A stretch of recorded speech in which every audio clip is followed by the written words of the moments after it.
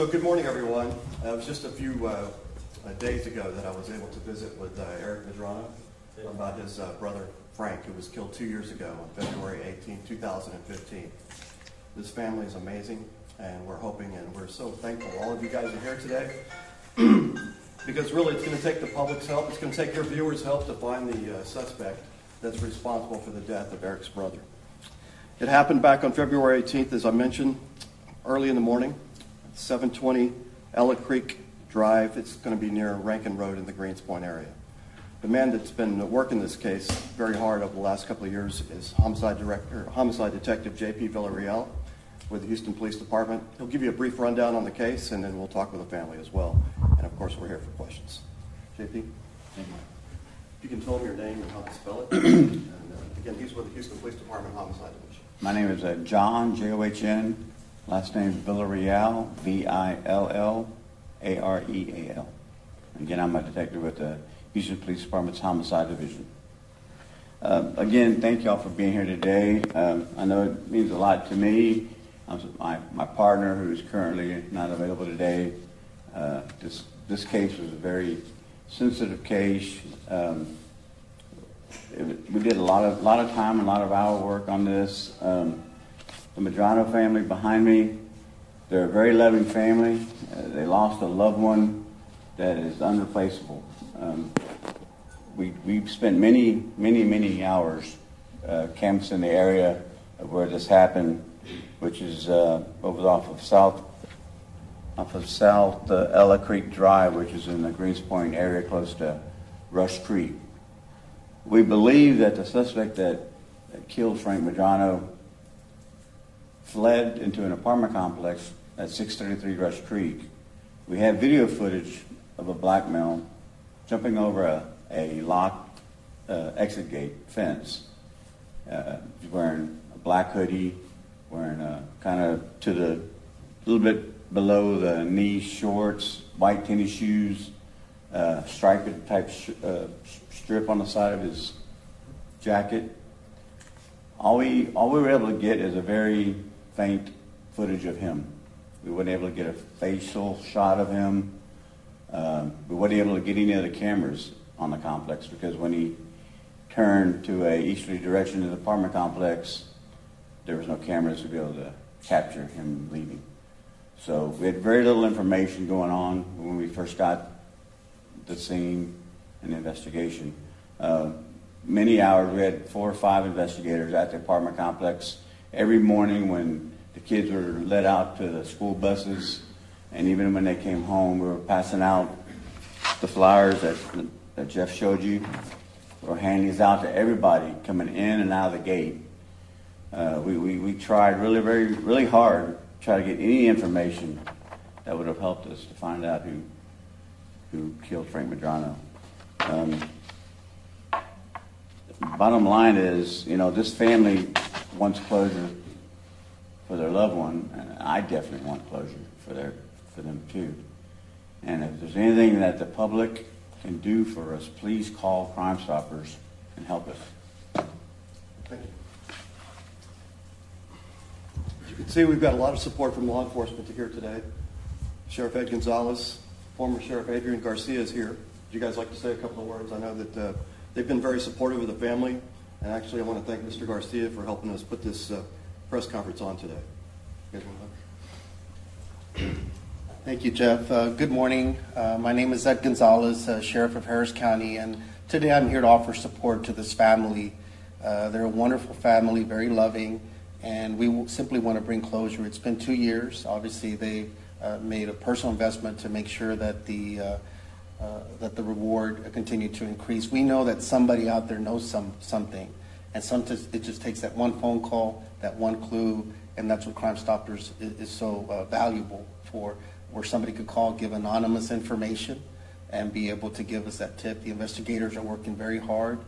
This is a Houston Police Department homicide case, but as a partner agency, we're just here to offer support, encourage the public to please help. Estamos aquí hoy a apoyar esta familia. Ya son 2 años que perdieron a su ser querido.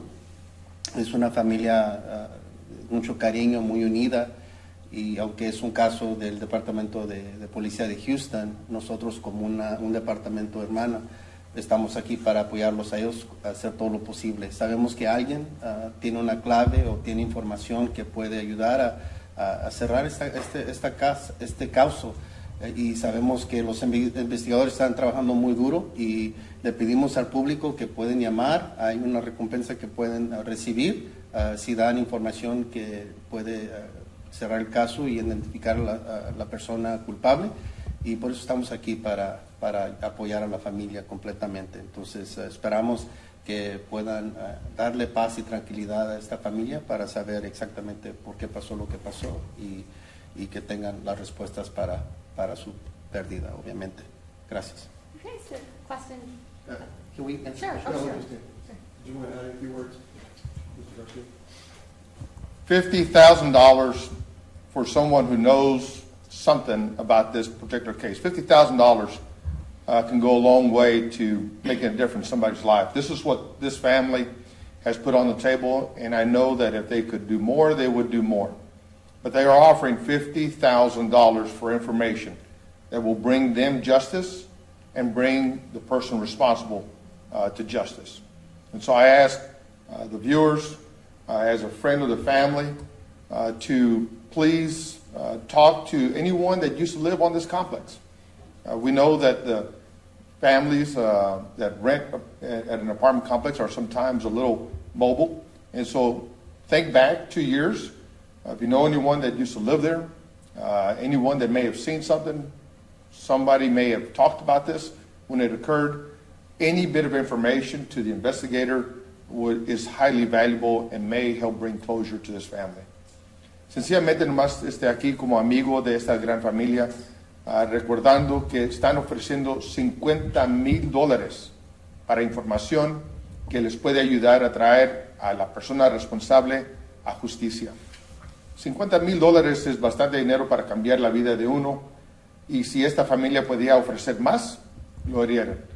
Pero $50,000 es lo que están ofreciendo y suplican que si alguien que sabe algo de este caso, que por favor traiga esa información, tráigaselo al alguacil Ed González o al Departamento de Policía de Houston. Este es un caso de la Policía de Houston, pero estamos aquí para apoyar en todos los aspectos a esta familia.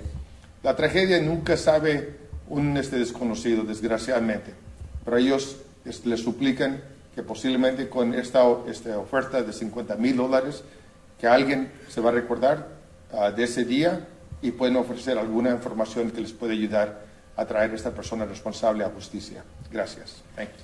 Thank you, Mr. Garcia. Eric, can we come on up? This is Eric Medrano, Frank's brother. I had a chance to visit with him the other day. Very passionate about trying to solve this case. His family has come up with this money. You can talk a little bit about what he was like. Why go this extra mile with the extra money? Do you hope, obviously, you're hoping that somebody's going to give us a call. Just give us your thoughts today. Thank you. Thank you. First of all, good morning, everybody, and I want to thank everybody that's here.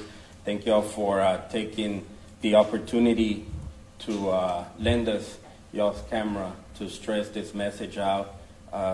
Our family and I, we are very grateful that you guys came out here and lend us y'all's time. 2 years ago, very hard tragedy struck our family, and it marked our lives forever. It changed our lives forever. It changed every bit of what you can think of, starting from holidays to birthdays.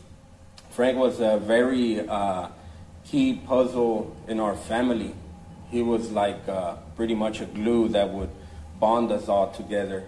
And we're begging, that somebody comes forward and helps us close this chapter in our family's life. We want to move on with our family. It's been hard. These past 2 years has been very difficult for my mother, for my father, for all of us. And we're begging the community to please, if anybody out there knows something about this case. I mean, this guy, apparently he took somebody's life away, And that next one could be one of us. And we just need the people's help to close this chapter. Frank was a very loving and very, very example man. There's just a lot of things that he was very good in, and my mind just goes blank thinking about how this process ended up happening to us. You know, we're not bad people. Frank wasn't a bad person. If anything, he would give you his shirt off his back if you asked for it. And I'm not saying this because he's my brother and all. I'm saying this because that's who he was. And anybody that knows him knows that I'm not lying. And I'm not standing up here making something up. I'm not over here wasting you guys' time or our time on trying to build something that wasn't true. So, I mean, we're trying to close this case, and we really need the people's help out there. Take some questions for the family. Could you just tell us a little bit about what your brother enjoyed doing in life, and just a little bit more about your brother? Frank was a very honest man. He liked playing his guitar. He liked cars a lot. And there's actually a vehicle that the guys down where I work at, we actually built him his last truck. Unfortunately, he wasn't there to appreciate everything that was done for him, but he really liked working. He really didn't. It wasn't about getting free stuff for him. It was always about working hard to get what he always wanted, doing the right thing.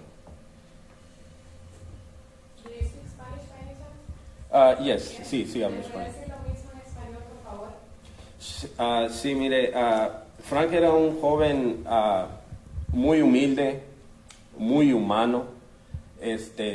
¿Y qué digo con muy humano? Es una persona que si él miraba una necesidad, él iba a atender esa necesidad.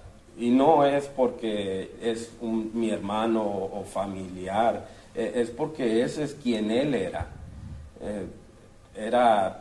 Le gustaba tocar la guitarra, ir a la iglesia, él participaba en el grupo de la iglesia y era una persona muy, muy ejemplar. ¿Era su hermano menor? Sí. Gracias. ¿Nos puede recordar de ese día del asesinato?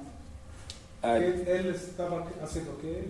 Frank Medrano, la mañana de ese día estaba trabajando en el negocio de mis papás, ganándose el dinero con el sudor de su frente, literalmente, porque es un trabajo pesado. Es en la construcción. So, sí, él estaba trabajando cuando desafortunadamente pasó este incidente. Can you tell our English audience about what kind of work he was doing that day? Yes, that's. Yeah, in English. Oh, Yeah. yes. Thank you. That morning, Frank Medrano was working construction at my parents' business, and he was working for his money, literally sweating for his money, because that's what construction work involves. It's a hard job. I did it before, and I can tell you it is very, very hard. But he enjoyed doing it. Yes, he did. Yeah. The $50,000 that your family raised, can you tell me what kind of sacrifice that was, or why you wanted to raise that money as a family to go toward this? Well, like I said, our family does not want to move on without saying, hey, I took this route already. And this was actually a route that we had planned. It wasn't from one day to another. I talked to my parents and our friends here. I've talked to them and I've told them, hey, we want to do something. hit this news hard, because this is obviously haunting us, knowing that somebody's out there, and it shouldn't be this easy to get away with murder. But Did you all chip in? Did you have fundraisers? How did you get the money together? just working. Thank you. We believe a lot of people that lived in that apartment complex, you've been watching the video play over and over again, but we believe a lot of people, stay up here, a lot of people that live in that apartment complex probably speak English. And like Mr. Garcia said, there's probably a good chance people don't live there anymore, they've moved on, but maybe they remember it, and this $50,000 you were telling me the other day, that can really change somebody's life. You can start over with that kind of money. Yes, like Mr. Adrian Garcia said, $50,000 is a lot of money. I mean, this isn't like somebody can just sit back and know something. We know somebody knows something out there. And, a lot of people might say, well, what is in it for me? Well, there is this time in it something for whoever knows what happened here. $50,000 could get your life started anywhere in the U.S. or wherever you want. So we beg the community. It's sad that it has to come down to this, but that's what we have to offer. Sí, le decía que $50,000 es bastante dinero y mucha gente puede pensar, bueno, yo tengo información, pero ¿qué hay en la tienda para mí? Pues esta vez hay $50,000 en la mesa que estamos ofreciendo, honestamente y humildemente. $50,000 puede empezar la vida de quien sea en cualquier lado de Estados Unidos. ¿Y cómo recaudaron los fondos? Los fondos los hemos recaudado por medio de nuestro trabajo. Hay parte que también fue donada de lo de anteriormente. All right, thank you. Y'all have any other questions? Yeah, for the detective, Yes, please. Can you just tell me the proximity of this apartment complex and the surveillance camera So just kind of so the apartment would be to the right. in relation to the crime scene? Yeah, actually Oh, to the yeah. left. So Okay, it's but I mean, close, like from where 100 yards? if you could let her know, I guess he came from the, Yeah, the back, I guess the back right hand corner out where the AM is. right, so That's is that where where the gate is. the houses were over there that they were working Yeah, on? to the left. Okay. So like a block away? This camera's No, about a block about away from the about crime half scene? block. Probably about half a block. It's directly across the street from this apartment complex. And at this point, do you have a motive? That was he robbed? Anything? No, I mean, it's really hard to explain because Thank you. Thank you. it's hard to explain because from speaking with the brother, I mean, the machinery that they use when they're working is very loud. So when the suspect approached him, it's more than likely that Frank didn't even know that he was walking up on him. And then also from talking with his brother, Frank is very kind of skittish. Someone like walks up and says "boo," he kind of jumps back and gets caught off guard a little bit. And that's a possibility that could have happened when this suspect approached Frank. Frank could have been working, and as he's doing his job, looks up, and then he notices him. He probably got startled. So we don't know. Our motive, we believe, could be robbery. I can't definitely say it was. I mean, right now we know a life was taken. That's our main concern. We don't really care about the money that he had on him. We want to find out who killed him. But as far as I know, I don't think there was anything of value on him at the time that was taken. So, I mean, the suspect could have approached him thinking he was going to rob him and then found out he didn't have anything and then left. But it was just a sad day. Did you have any clues after seeing the video? Well, unfortunately, that apartment complex, 633 Rush Creek, it had a camera that caught, as you see on TV, him jumping over the fence. But it's from a far distance. He's coming from a far distance, running towards you, and then he leaves out of camera view, which we weren't able to find any more cameras. And I'm not sure, but I believe that camera we got there was actually from a personal, someone that had it on their apartment, that we captured that. And, you know, it'd be great if everybody in Houston had cameras on their apartment or houses that could help assist us to solve murders, but unfortunately in this case, it didn't happen. And how were you able to come up with a composite sketch? Was there a witness? That was from the, our, two of the employees of the Medrano's company actually saw the suspect leaving, and they went and met with Lois Gibson, our sketch artist, and to the best of their ability and knowledge tried to describe what the suspect looked like. Can you say that, do that in Spanish? No, sir, I don't speak Spanish. Is it that possibly want to speak? Yeah. Yeah, and he can talk to you afterwards if you want. Lo que dijo el investigador es que obviamente no hubo muchas pistas, sí hablaron con dos testigos que vieron un poco de lo que pasó, que eran empleados de la familia Medrano, pudieron dar una foto hablada, que es la que está mostrada aquí, para dar esta idea, pero obviamente la persona cometió el hecho y después vino a este apartamento donde parece que estaba buscando cómo evitar el lugar. Entonces, por eso está tratando de ver exactamente.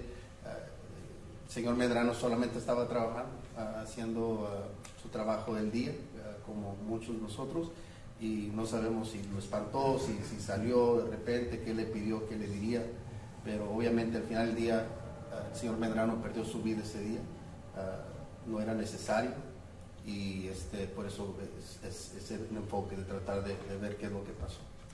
Muchas gracias. Thank you all. The family will be available for one-on-ones if you want to talk to the dad. He speaks Spanish.